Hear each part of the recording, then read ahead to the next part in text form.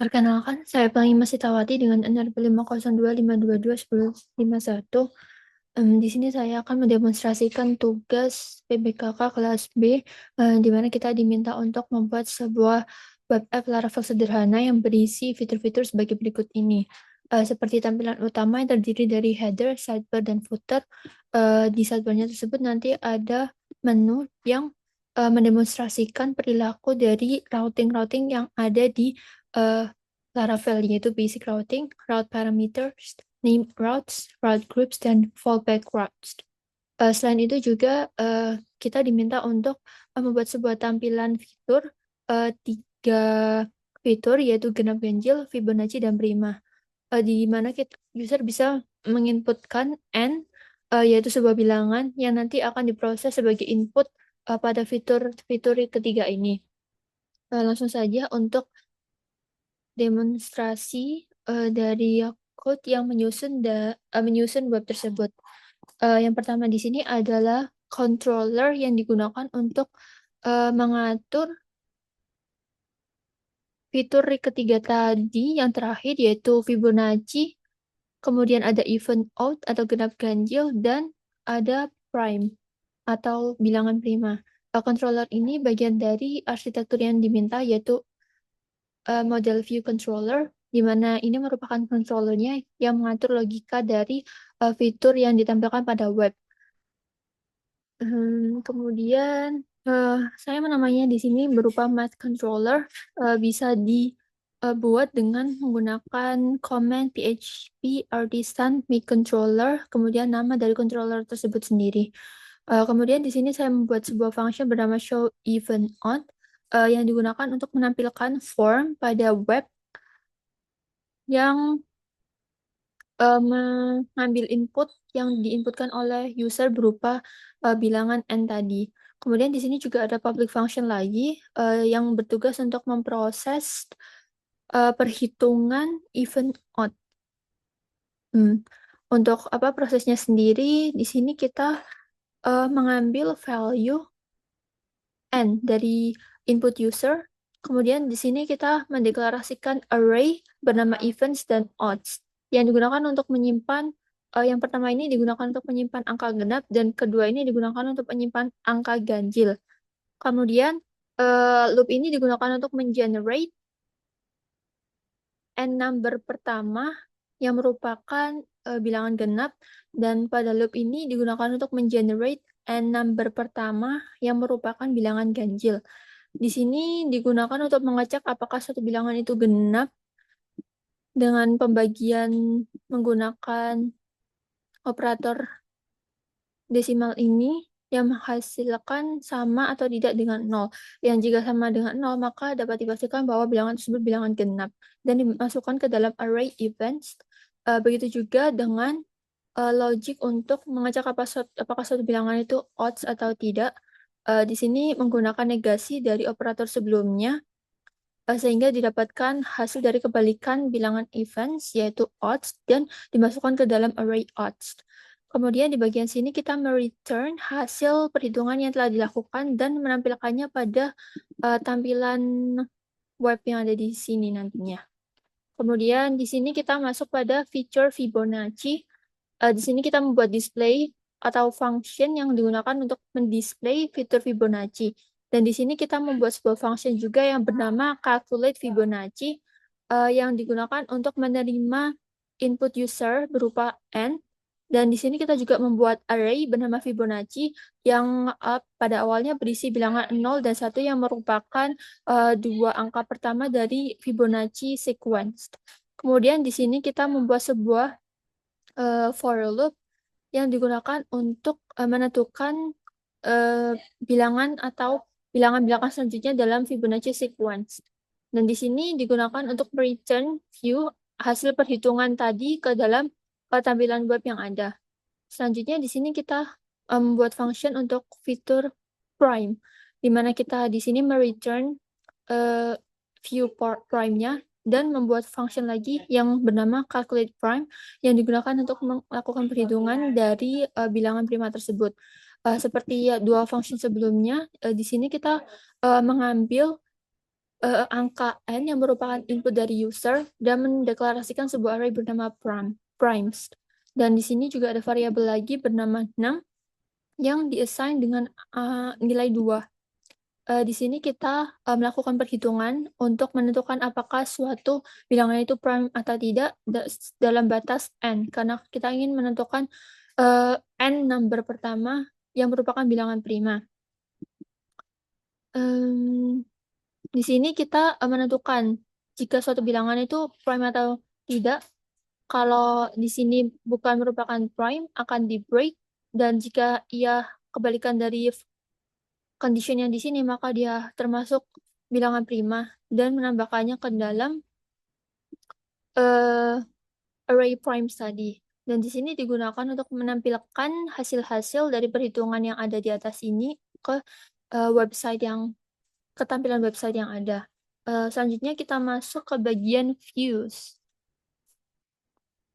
Nah, di sini kita memiliki beberapa views yang digunakan sebagai demonstrasi beberapa jenis routing yang ada di Laravel. Untuk pertama-tama, mungkin kita pergi ke bagian fitur math tadi, lanjutannya. Nah, di sini kita menggunakan tagging atau simbol @ dalam Laravel untuk menampilkan tampilan web dari function atau controller yang telah dibuat tadi. Misalkan di sini kita menampilkan sebuah tampilan website yang merupakan lanjutan atau extension dari layouts main, karena pada bagian website ini merupakan branching atau routing dari tampilan utama yang bernama main.blade.php ini yang berada dalam directory layouts. Mungkin lanjut ke sini dulu. Di sini merupakan tampilan utama dengan basic CSS untuk mendapatkan tampilan yang rapi. Di sini title menggunakan yields. Jadi nanti setiap web page atau setiap tampilan dari views ini memiliki title tersendiri yang menyesuaikan, sehingga kita membutuhkan bagian ini di sini. Begitu pula juga dengan header, nanti akan ditampilkan sesuai dengan apa yang ditampilkan di bawahnya. Nah, pada bagian ini kita merupakan basic HTML dengan metode post untuk mendapatkan hasil n number yang dibutuhkan oleh user sehingga dapat diproses ke controller event out tadi dan menampilkan hasilnya di bagian sini. Kemudian lanjut untuk pada bagian Fibonacci. Nah, pada bagian ini akan bertugas untuk menampilkan fitur Fibonacci tadi. Pada 3 baris pertama ini sama dengan pada bagian sebelumnya. Pada perhitungan event out tadi. Di sini kita cukup menampilkan title yang disesuaikan, yaitu Fibonacci dengan header Fibonacci, dan juga merupakan extension dari layouts.main, yaitu main page atau main view dari website ini. Nah, untuk kontennya di sini ada header, Fibonacci sequence dengan mendapatkan input dari user pada form ini dan akan dipost ke controller Fibonacci tadi juga. Di sini ada direction untuk user harus menginputkan apa dan submit button. Nah, di sini kita menampilkan hasil dari perhitungan math controller Fibonacci tadi. Kemudian lanjut kepada bagian prime blade.php yang digunakan untuk menampilkan n bilangan pertama, bilangan prima. Di sini layout extension dari layouts.main lagi dengan title yang disesuaikan yaitu prime numbers, headernya juga prime. Kemudian di sini menampilkan konten utamanya, header prime numbers, dan menampilkan form yang mengizinkan user untuk menginputkan n numbers tadi yang akan dilanjutkan ke math controller, specifically di function prime calculate prime tadi untuk dihitung dan ditampilkan hasilnya pada bagian ini. Begitulah untuk logic dan tampilan pada 3 fitur Math Controller tadi. Sedangkan untuk demonstrasi control demonstrasi routing yang ada di Laravel, di sini kita punya main yang tadi sempat disinggung. Di sini kita menampilkan sidebar.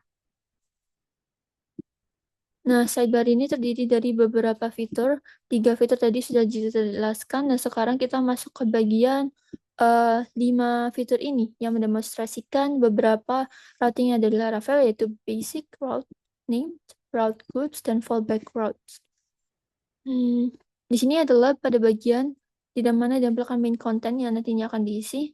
Di sini footer basicnya, dan ini merupakan JavaScript logic yang digunakan untuk menampilkan sidebar-nya agar bisa dibuka dan ditutup dengan menggunakan tombol pada bagian header. Lanjut, untuk yang pertama kita memiliki yang namanya basic route. Basic route Basic route ini untuk 3 bagian pertama sama seperti 3 functions math tadi, yaitu extension dari layouts.main dan title yang disesuaikan, kemudian header yang disesuaikan juga. Di sini mungkin kita langsung saja untuk routing butuh diatur di bagian routes, directory routes, dengan file bernama web.php, di mana kita mengatur semua routing yang ada. Nah, untuk pada math tadi diatur dengan controller yang bernama Math Controller yang telah kita buat. Dan di sini kita menggunakan metode get dan post. Semuanya memiliki metode get dan post, di mana get ini digunakan untuk mendapatkan nilai n yang dimasukkan, dan post digunakan untuk menampilkan hasil kalkulasi berdasarkan nilai n tadi. Kemudian lanjut kepada bagian routing. Nah, di sini basic route, yaitu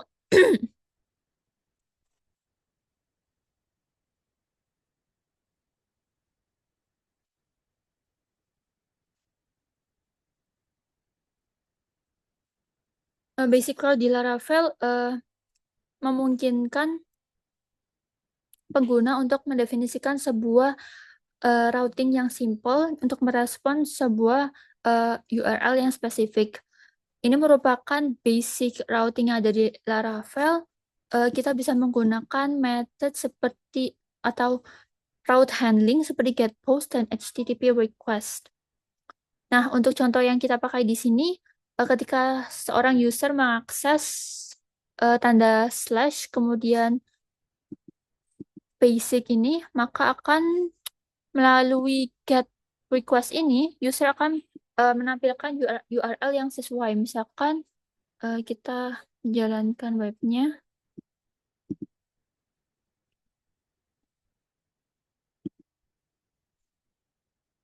Sudah terjalan.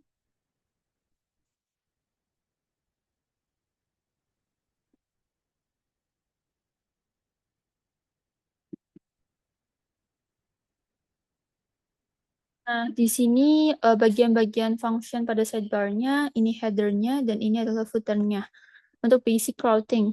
Misalkan kita saat ini berada pada fallback route, page-nya fallback route. Dan ketika kita ingin berganti ke page basic routing, kita melakukan basic routing, dan seketika URL-nya akan berganti ke basic. Nah, ini merupakan contoh dari example atau contoh basic routing di Laravel. Cukup sederhana. Kemudian lanjut ke route parameters. Route parameters.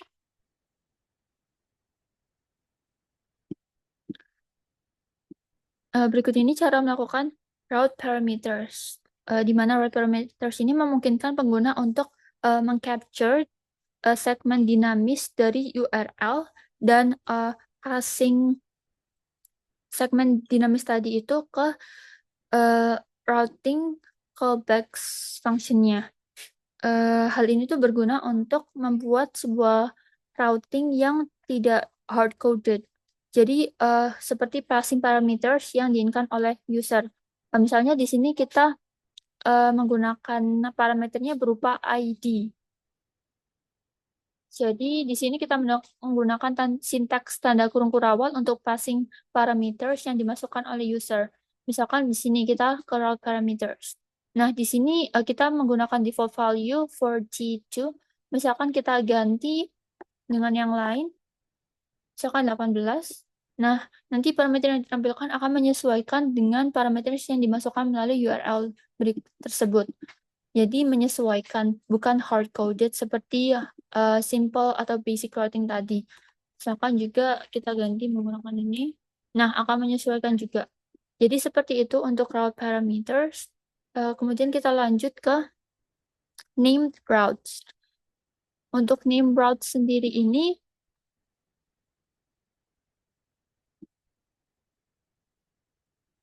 memungkinkan user untuk meng-assign sebuah nama ke sebuah routing.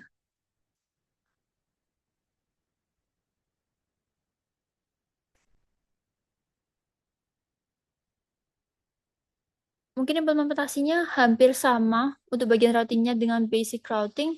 Yang berbeda itu pada bagian name routes. Name routes.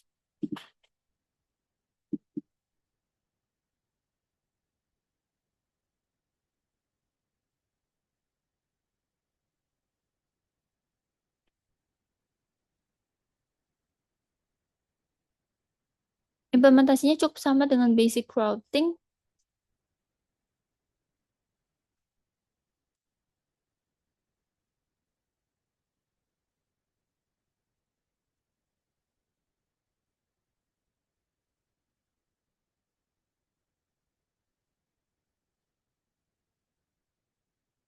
Tapi untuk pemanggilan pada bagian website, tampilan websitenya sendiri bisa menggunakan sebuah URL, misalnya seperti ini.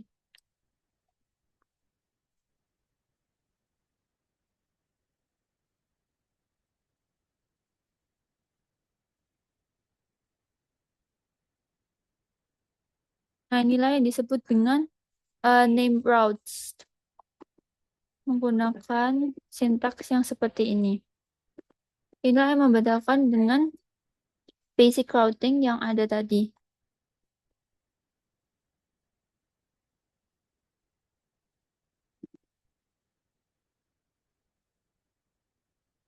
Kemudian di bagian berikutnya ada route groups.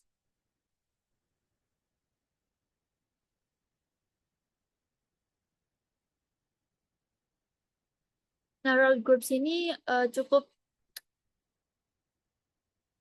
kita membuat sebuah directory bernama groups di mana kita memiliki dua tampilan page yaitu bernama about dan index. Yang di masing-masing route-nya ini kita memiliki bagian dua page yaitu about page dan index page. Di sini kita merouting dengan request get. Routing utamanya ada prefix yang mengarahkan ke bagian prefix dari URL routing tersebut yang bernama group, dilanjutkan dengan masing-masing page-nya, di mana di sini ada group.index dan di sini ada group.about, di mana index ini adalah default main page-nya dari grup tersebut, dan jika ingin ke bagian page lain yang merupakan bagian dari grup tadi itu ada group about contohnya di sini. Nah, contohnya seperti ini. Misalkan kita ke route groups, di sini kita pergi ke go to about page. Nah, ini adalah bagian dari routing groups, di mana about dan index itu bagian dari grup tadi. Nah, di sini adalah index page. Secara default tidak ditunjukkan karena itu merupakan main page. Selanjutnya kita yang terakhir ada fallback routes. Fallback routes di routingnya memiliki sintaks yang cukup sama dengan basic routing dan named routes, hanya saja pada bagian ininya fallback routes. Nah, untuk demonstrasinya sendiri seperti yang dituliskan di sini, this page is displayed because the route does not exist. Di sini non-existent routes karena itu fallback adalah semacam catch all untuk handling request yang tidak match dengan routes yang telah didefinisikan. Jadi daripada menunjukkan error 404 kepada pengguna yang cukup tidak user friendly, maka kita membutuhkan fallback route tadi untuk menampilkan tampilan yang lebih user friendly. Sehingga user bisa mengetahui apa yang terjadi. Nah, itulah bagian-bagian dari website sesuai dengan tugas yang diminta. Basic routes. Semuanya memiliki bagian atas ini untuk extension, layouts.main, section, fallback juga.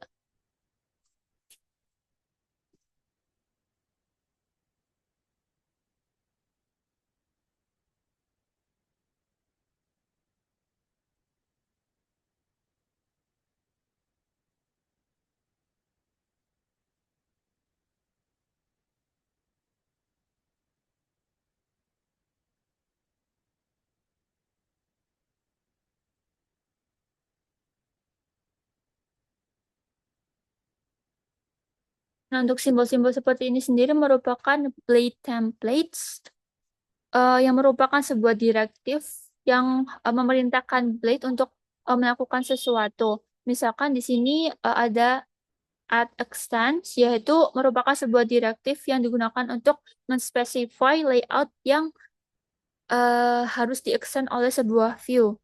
Nah, untuk section sendiri ini berarti pada di current view tadi itu sedang mengextend layouts.blade.php layout dengan menginherit dari struktur dan konten yang ada dari section ini. Kita mengganti title dengan fallback route, header dengan fallback route yang disesuaikan dengan masing-masing function atau fitur yang ada di sini. Nah, begitulah untuk demonstrasi tugas PMKKB untuk basic routing dan event download. Oh iya, ini adalah demonstrasinya pada bagian websitenya. Nah, ini menampilkan first 6 even numbers dan odd numbers. Misalkan kita buat 100.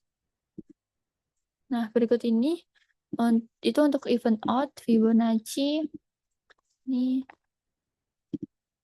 Ini Fibonacci sequence-nya, 18 Fibonacci sequence pertama. Kan.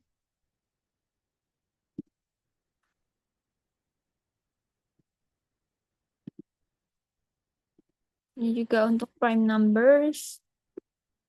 80 prime numbers pertama seperti ini. Sekian dari saya. Terima kasih.